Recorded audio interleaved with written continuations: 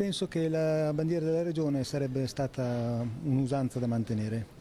Per me è sbagliato, perché la regione, cioè dove si abita, si deve essere identificati e penso sia una cosa importante. Secondo me non dava nessun fastidio, quindi siamo veneti, va benissimo anche la bandiera, a parte quella italiana sicuramente, a parte anche quella europea, va benissimo anche quella veneta. È sbagliato.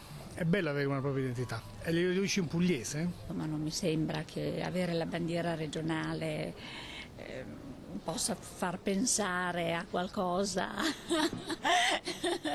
di particolare, non comune. Non mi pare. Mi dispiace, più che altro. Penso non sia un gesto comunque corretto, credo possa essere sempre una cosa che ci rappresenti un po' tutti quanti noi. Perché è giusto che va messa? Quindi ogni regione è giusto che abbia esposta La bandiera, sì. Credo sia un grave errore per mancanza di rispetto ai veneti.